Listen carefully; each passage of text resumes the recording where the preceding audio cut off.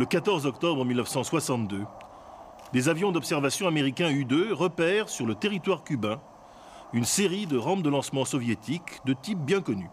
Il s'agit d'un matériel en usage pour le déploiement de missiles nucléaires à portée intermédiaire, SS-4 et SS-5, tels qu'on peut les observer en Russie d'Europe.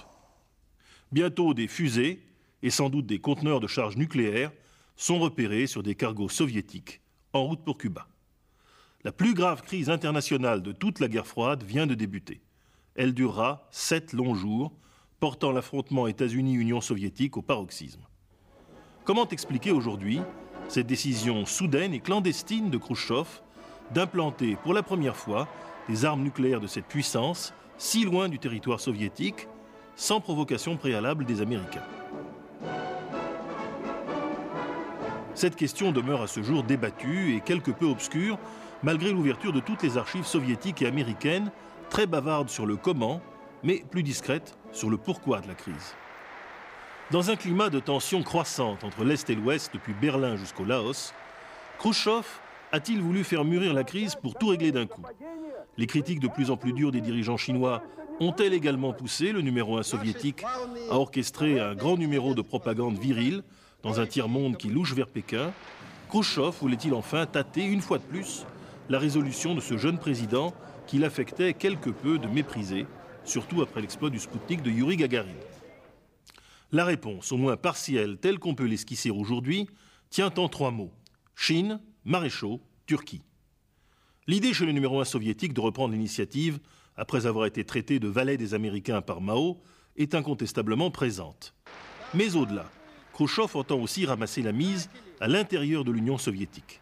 Depuis 1957, en effet, il impose à un état-major réticent des réductions d'effectifs conventionnelles qui sont de moins en moins bien acceptées par l'armée. Après avoir déclaré universellement qu'un missile nucléaire valait largement une division blindée, il lui faut faire la preuve expérimentale de son théorème contre la plupart des chefs militaires de l'Union soviétique qui n'ont aucune confiance dans la nouvelle stratégie nucléaire. La Turquie, enfin, va fournir le prétexte juridico-politique à l'opération. Les Américains n'y ont-ils pas déployé des missiles à moyenne portée très près des frontières soviétiques? En répondant du tac au tac sur le terrain cubain, Khrouchtchev pense donc conforter un allié très proche, endiguer ses critiques internes et externes, mettre l'Amérique en fâcheuse posture. Ainsi commence l'opération Anadyr, du nom de la péninsule sibérienne qui jouxte l'Alaska, le territoire soviétique le plus proche des États-Unis, Cuba excepté bien entendu, et c'est le coup de poker le plus délirant jamais tenté par un dirigeant communiste depuis 1917 jusqu'à 1991. Mais ce coup de sang khrouchtchevien n'eût jamais été possible sans un dérapage antérieur qui avait déjà bouleversé toute la géopolitique de l'affrontement Est-Ouest, la radicalisation imprévue de la révolution cubaine. Évolution en partie imprévisible, puisque le mouvement révolutionnaire cubain de Fidel Castro avait fini par obtenir dans les derniers mois de l'insurrection, en 1958, la bénédiction de Washington. Il est vrai que la dictature de Batista, qu'il remplaçait, avait fini par devenir un véritable protectorat de la mafia italo-américaine, ce qui n'enchantait guère le FBI.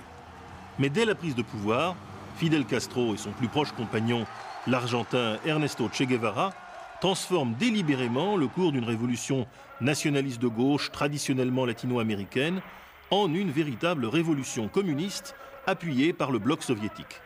En juillet 1960, Guevara annoncera impavide que Cuba fait partie du camp socialiste et rétorquera à un compagnon d'armes critique, Hubert Matos, que le salut du monde passe par ce que vous appelez le rideau de fer.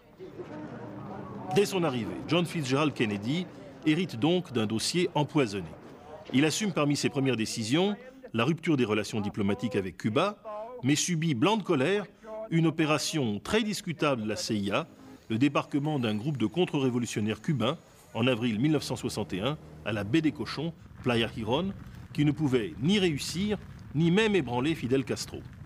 Mais au lendemain de la victoire cubaine, qui n'a tenu somme toute qu'au refus du président Kennedy d'appuyer l'opération par l'engagement direct des forces armées américaines, Castro demande à Moscou de le protéger directement, faisant valoir que son île représente maintenant l'équivalent stratégique de Berlin-Ouest en Europe, une enclave rouge et vibrante au cœur de l'Empire américain.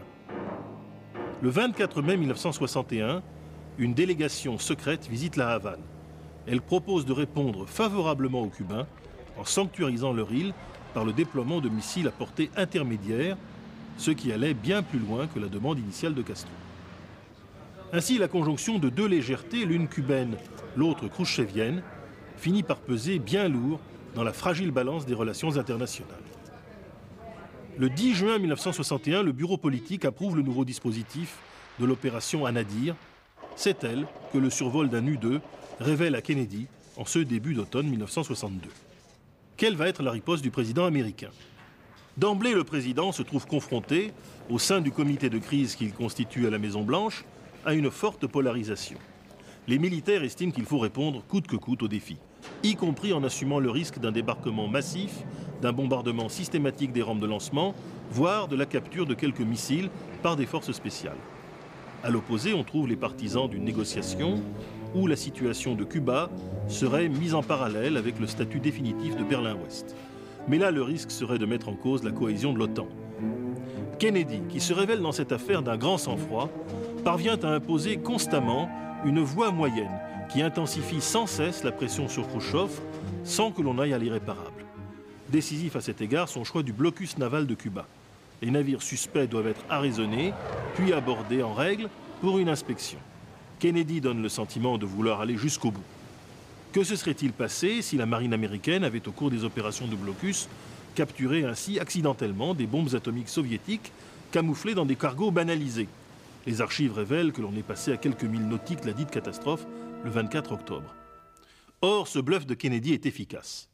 Après 3 jours d'insoutenables tensions, du 22 octobre au 25, Khrouchtchev, déstabilisé par un blocus naval qui intervient en plein déploiement, accomplit le premier geste. Il propose de stopper ses cargos en échange d'un engagement américain à ne pas envahir Cuba. Le lendemain, 26 octobre, il ajoutera pour faire bonne mesure un retrait des missiles de Turquie. Après tergiversation et échanges difficiles, Kennedy accepte un compromis immédiat, la garantie de la souveraineté de Cuba, et un autre, à échéance de 6 mois, un retrait présenté comme technique des missiles américains de Turquie. Mais Khrouchtchev doit dans un premier temps donner l'image humiliante du repli en bon ordre. Ces navires repartent avec les missiles et les charges démontées, survolés par un essaim d'avions américains. À la Havane, Fidel Castro, dans une crise d'hystérie active, a exhorté Khrouchtchev à accepter au contraire une guerre nucléaire dans une lettre griffonnée fiévreusement dans un salon de l'ambassade soviétique et révélée par les soins de Gorbatchev en 1989. Ses rapports avec ses amis soviétiques, Khrouchtchev et Mikoyan, en sortent très dégradés. Néanmoins, à l'issue des terribles jours de tension de la crise, tout le monde peut crier victoire. Mais avec le recul du temps, les vainqueurs véritables sont tout de même moins nombreux que cela. Qui sont les vrais vainqueurs ? Qui sont les vrais vaincus ? Le plus atteint est sans aucun doute Khrouchtchev. Sa démonstration stratégique est en effet un échec total. La Chine elle-même peut targuer du repli peu glorieux des Soviétiques pour redoubler ses attaques et il est discrédité auprès de ses militaires qui considèrent qu'il a pris des risques insupportables. Il ne reste à ce pauvre Khrouchtchev de substantiel à son crédit que le retrait des missiles américains de Turquie. 2 ans plus tard, quasi jour pour jour, en octobre 1964, Khrouchtchev est destitué et remis jusqu'à la fin de ses jours à la garde de jardiniers imposants et velus dans une datcha éloignée du centre de Moscou. Il est incontestable que Fidel Castro, en revanche, remporte un succès de grande importance avec l'engagement américain tenu jusqu'à ce jour de ne jamais porter atteinte à la souveraineté de l'île. La sanctuarisation de Cuba, malgré des escarmouches continuelles avec la CIA, aura été aussi effective que celle de Berlin-Ouest jusqu'en 1989. Elle lui permet de régner bien après la chute du mur de Berlin. Mais Castro sort tout de même de l'épreuve, profondément discrédité aux yeux de tous les dirigeants soviétiques qui le tiennent désormais pour un détraqué au nerf un peu fragile. Il en résulte une longue période de tension avec Moscou qui se termine en 1970 par la soumission, en fait, du régime cubain. Kennedy, enfin, c'est sans doute le point d'appréciation le plus complexe.